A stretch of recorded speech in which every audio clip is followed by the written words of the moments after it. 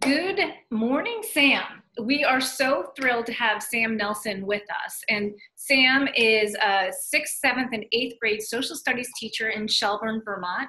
And he's here to talk to Benna and myself about the power of student voice in co-creating and generating their own curriculum. So, Sam, again, so thrilled that you're joining us. And I think I would love for you to describe the work that you're doing, but talk about quickly some contextual points. What's going on in the state of Vermont in relation to the idea of personalized learning, and in what ways has that filtered down into the power of your work at the in Shelburne, Vermont? Happy to do it. Pleasure to be here. Thanks for having me. So the context that in 2013, Vermont, through legislation, passed Act 77, which totally redesigned the landscape of education at all public schools in Vermont. Now, in short, Act 77 has three pillars. The first pillar is that of proficiency-based learning. The second pillar is that of flexible pathways, which is really about finding an array of learning opportunities in and outside of school with a collection of collaborators. But then the third pillar is about personalization. So I believe we were the first state in the country to actually make personalization a legislative mandate within how we're going to approach public school. And that's a big deal. So it pushed a lot of, we public school teachers into taking on, new formats and new models for personalizing learning for students. And really, if you look at the heart of that, to me, that means it shouldn't be us personalizing it for students. It should be students that are designing the learning experiences themselves.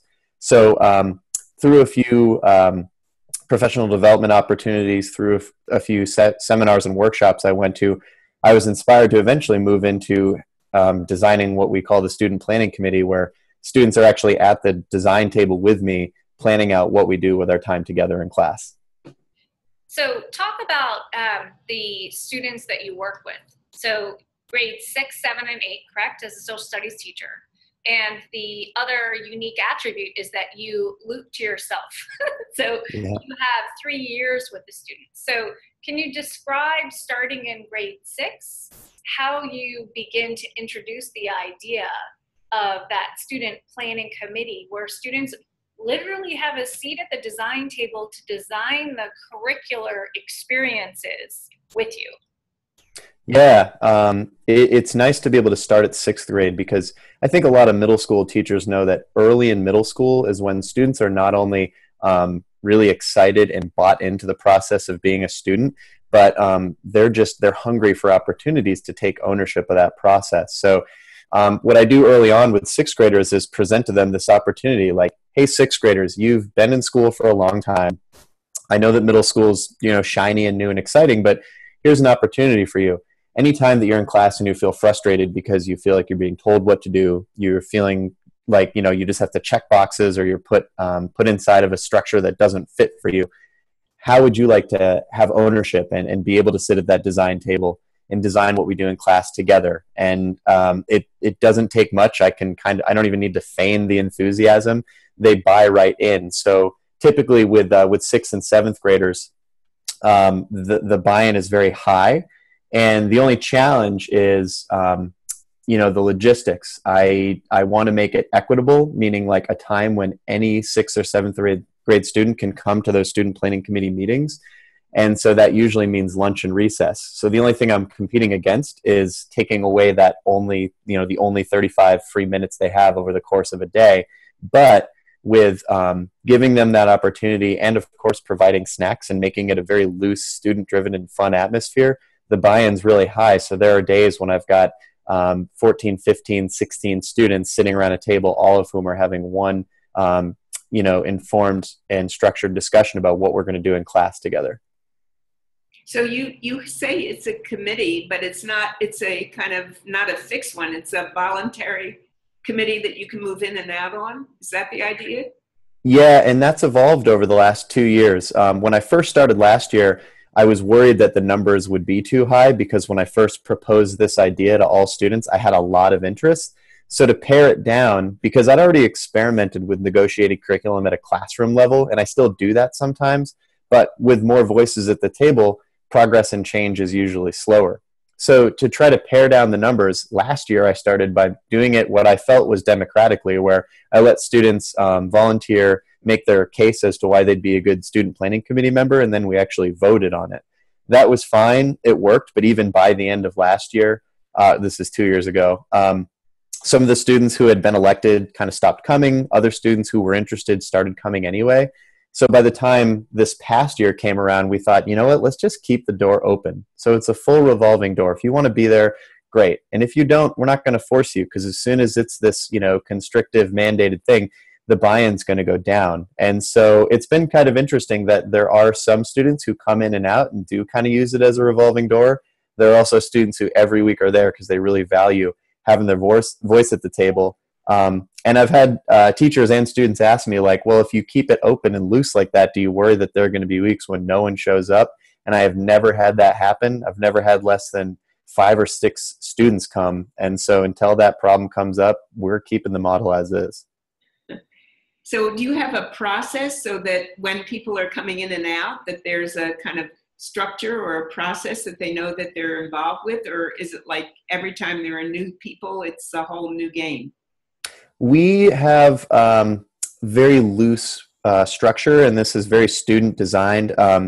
At first, it would be a very student-centered discussion, so I would just kind of be in the background taking notes of our meeting and adding 1 or 2 things. And what's happened is, of course, the students, it being a student-centered meeting, they've taken over taking notes, and they've also taken over setting the agenda. So usually we really only have about 30 minutes or so to meet, because there's transition time with bringing food and getting set up at the table. But usually it's students who say, like, hey, what do we have for agenda items? As a group, myself included, on the same level as them, we kind of put in what we think is going to be important to talk about, because we only meet once per week.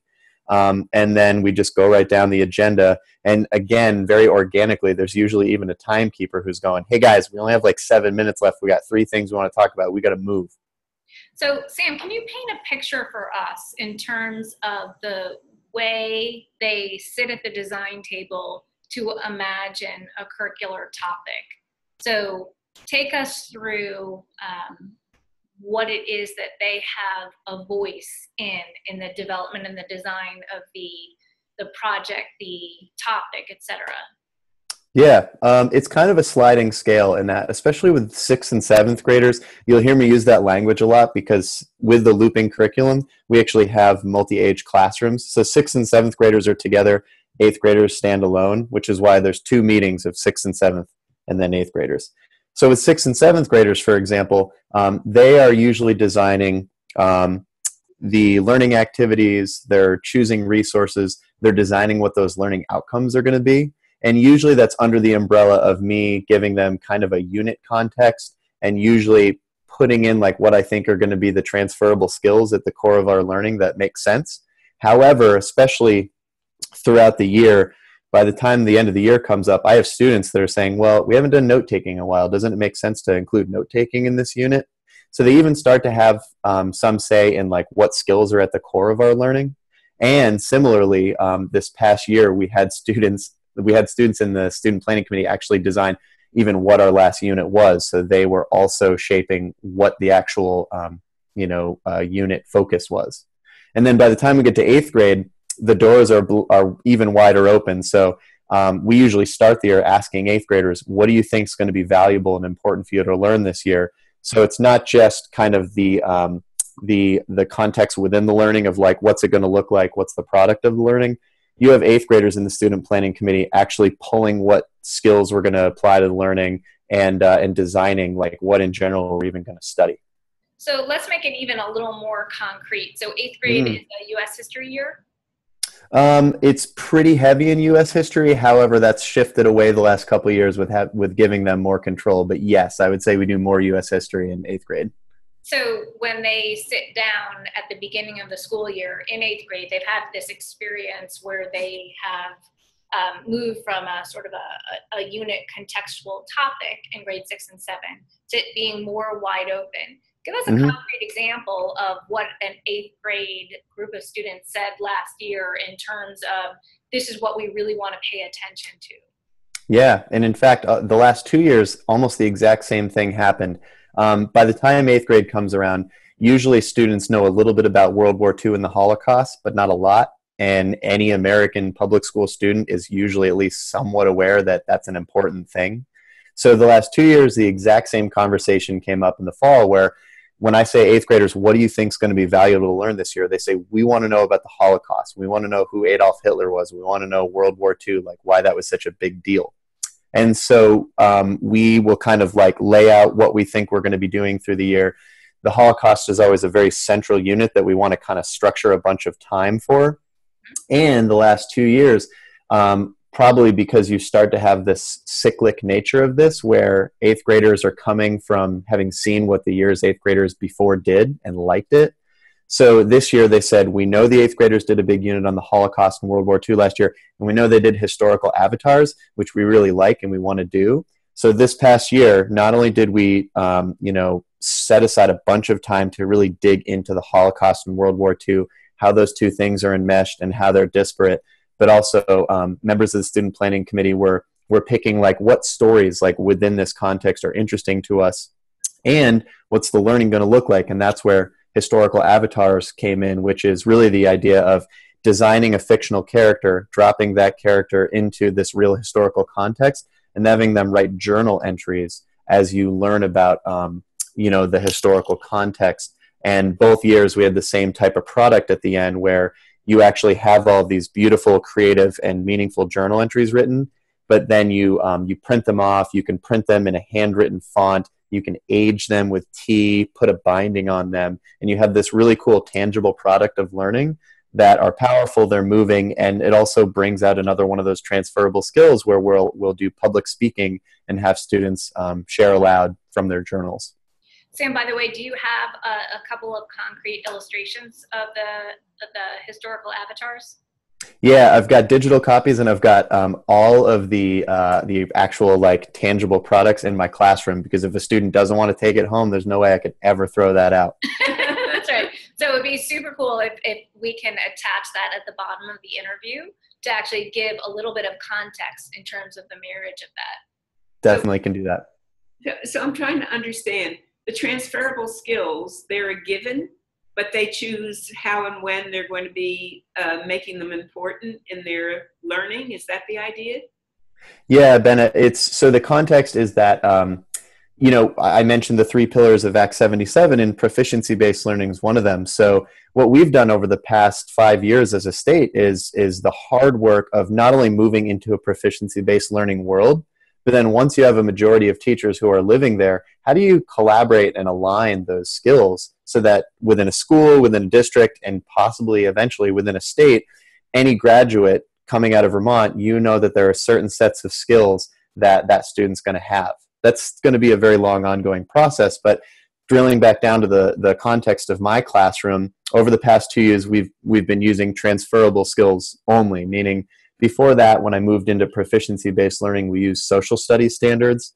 So I would attach learning targets on things like geography and historical context and economics. And really quickly, I realized that those kind of inhibited me from doing like interdisciplinary stuff, and they felt really content specific. So when I moved to transferable skills, things that can be attached to different units, different content, and different content areas, that enabled me to really blow open the doors of what we do. So now I have skills like note-taking, public speaking, like I mentioned, some of the habits like self-direction and collaboration, and then some of the, I call them thinking skills, like identifying big ideas, causes and effects. And again, that's still kind of shifting and evolving as we go. A lot of our district level work has been developing learning targets and aligning skills across our district.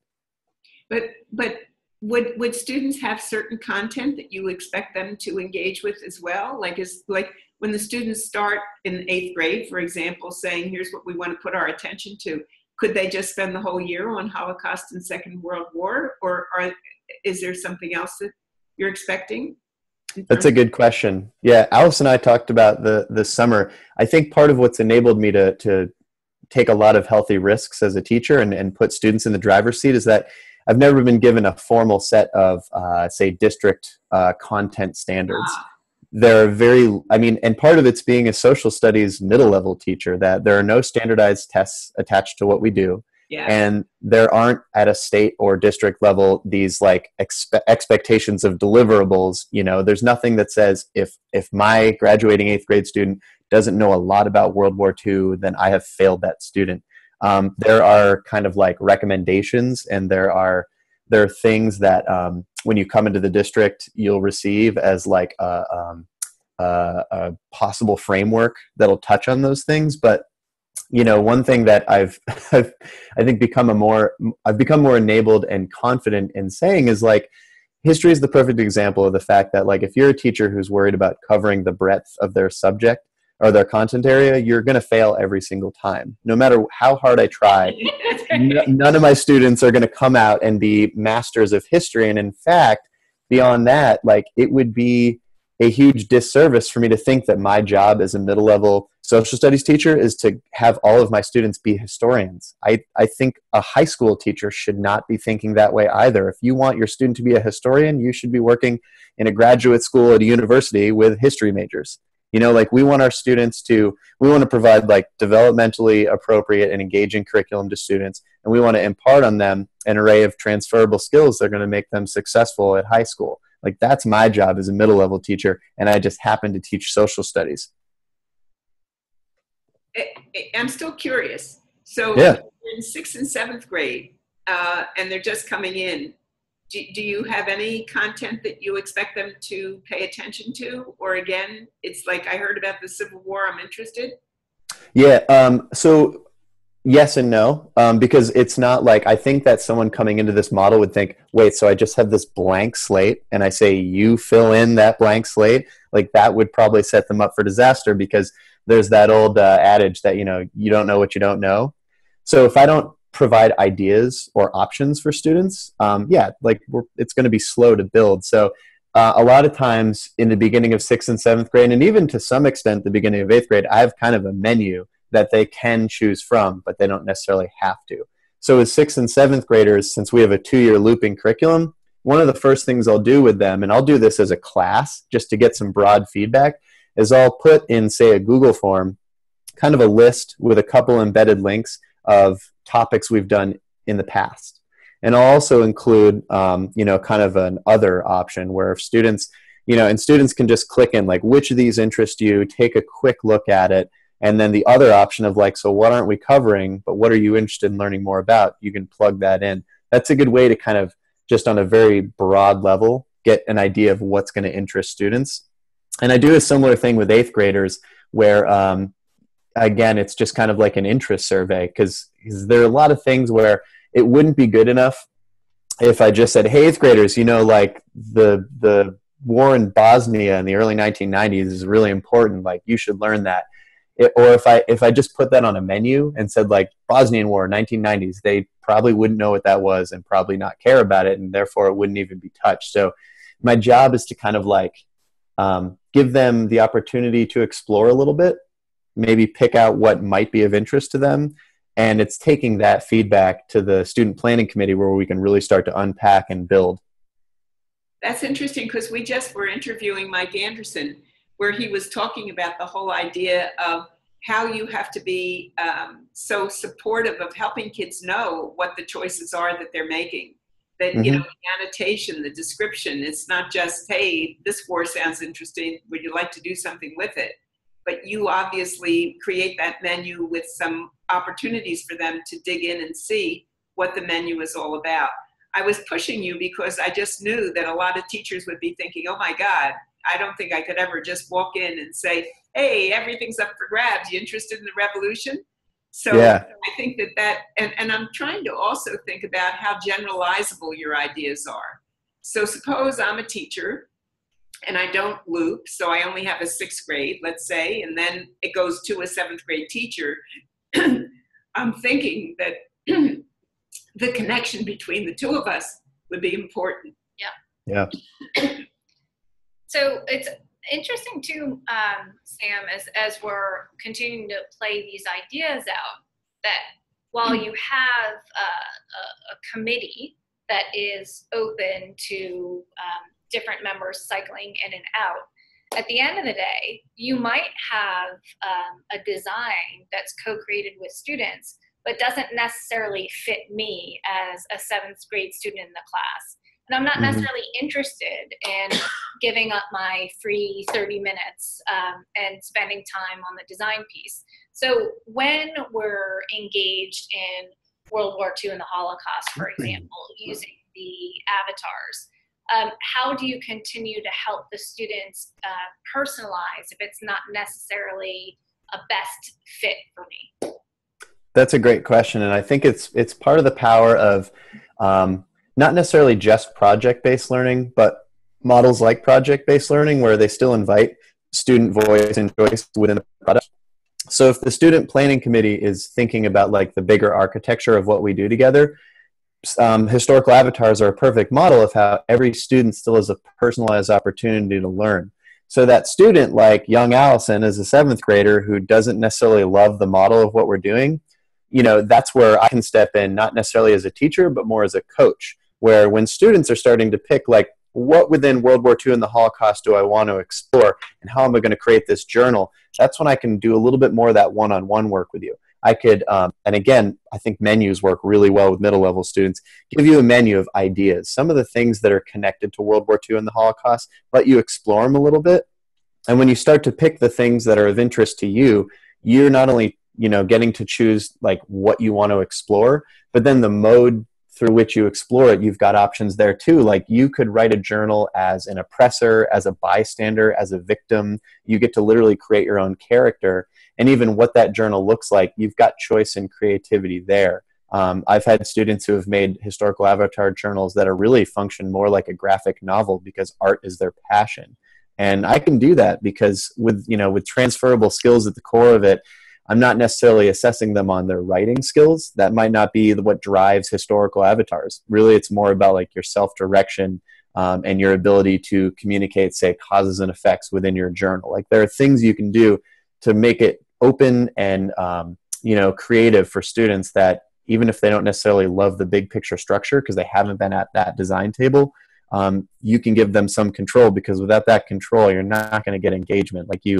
The big soapboxy thing that I've kind of come to the conclusion of is like you need students to have ownership of their learning, because with ownership comes engagement.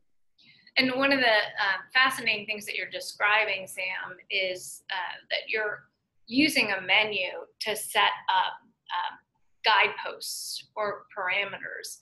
But within the parameters, it's not selection of what I want to do.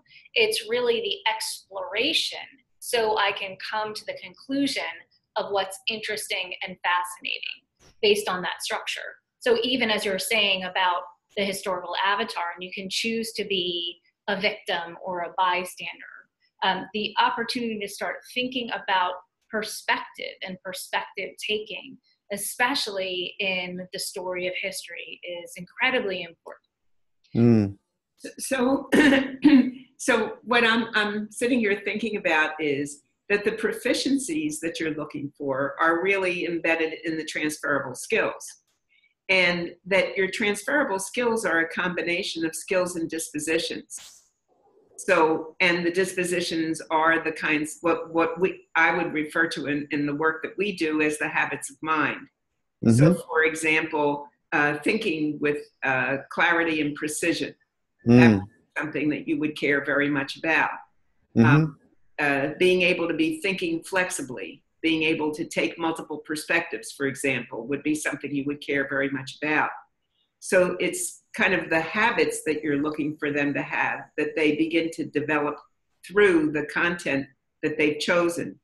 So the dinner table is set, there are multiple menus, and you explore the menus that you're interested in, and then the committee kind of puts a kind of a specific emphasis on some of the proficiencies that you really want to put attention to, even though it may be that, probably always there's, they all mix, but there are some that are going to stand out, and they're the ones that the committee is choosing.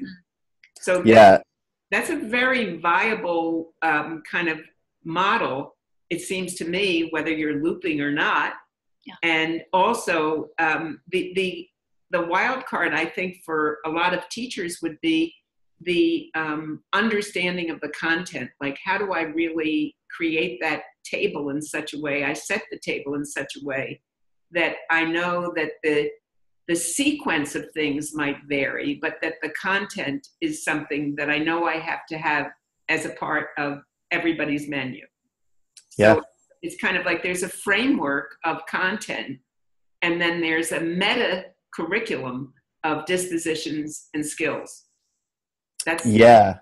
And it's funny, Benna, because like in hearing you describe it, like you touched on one of the most fun parts, I think, of teaching this way for me is that some of the most rapid professional development I get in terms of learning content is working with students to design those menus. I'm constantly learning more about history and faster than I would if I just went out and started like, blowing through like an online resource just by the questions that come up with students. And then my job as a teacher being to go out behind the scenes and find resources and provide that to them. And then, oh my gosh, the meta piece you touched on is huge. Like, I think that one of the big challenges that we're going to continue to face is that calibration piece. Like you were describing, you've got these habits which are crucial. And there are times where philosophically I go down this rabbit hole and I think, wait, sometimes I think the only things that I should even be teaching and assessing on are the habits, whereas all the more like content and contextually based stuff is embedded under them. There are times when I go there, but the thing that even Vermont, like this tiny state that's making this wonderful, progressive moves with how it approaches education, struggles with is like, how do we define what we value as transferable skills and proficiencies? Because, right, like in this model, while you're getting better data on every student about what skills they're demonstrating and where they're at with that skill, that's good. That's better than numbers and letters, but it's still not the whole story. And I even know that as the odd duck social studies teacher, without being, that isn't tied or tethered to a standardized test, I know that Vermont has adopted the C3 standards framework, which basically works as a social studies content framework. So like the big thing that is going to be us continuing to move forward is how do we take the transferable skills that I and the students value? Where do the C3 standards come in? Where are those habits connected to all of this? Because, while there are certainly units that bring in some of those thinking skills or the concrete skills like the note-taking or the public speaking, those habits are always there. Those are universal and they're a huge part of learning. So like no matter what I'm doing with students and no matter how we're shaping curriculum together, that's going to be a thing that continues to shift and change as we go. Or what are the skills that we value that we're going to be, again, as a teacher, that I'm going to be teaching, having them practice, and then assessing on in a cyclical way through our calendar year, because that's kind of the like the small, like the very small picture of like what teaching is like having that product of what we do together. So Sam, I know that the work that you're doing in your classroom continues to not only inspire your students, but inspire the personalized learning work that Ben and I continue to think about and promote. So if people want to see a little bit of the work that you're doing, they can visit your blog, right? Yep. We'll attach that at the bottom of the interview, as well as give a snippet of one of the menus that you've designed. Would that be okay to include that as well? Yep. Okay, fabulous. And Sam, talk a little bit about where you're headed next before we end the interview. Yeah, so it's been a great few years of kind of building up kind of an online presence of what I do with my blog and also with Twitter, which we can put a link into because that's more of that like, in real time updates of what's going on. But I'm really excited in working with Allison as a professional mentor and coach to be starting to develop an ebook. And I think that the goal here is to have a free and accessible to all narrative and tutorial on how to bring about structures for student design curriculum in any class. Because again, I could tell the story all day of how it's worked within my school, within my content area, within my cool looping to myself format, but that's easy. And over the last couple of years, as I've worked with teachers in the state and abroad to start to develop this model, there are a lot of roadblocks that anyone's going to face. So what I'm trying to do is put together a narrative of where I've come from, who's inspired me to get here, how it works, and where it can go for others that really want to take on this model of student design curriculum. Well, we're so thrilled to continue to connect and support the good work that you're doing in Vermont. So it's been a pleasure to Yes, thank you. have that conversation. Thanks. It's been an honor. Thank you.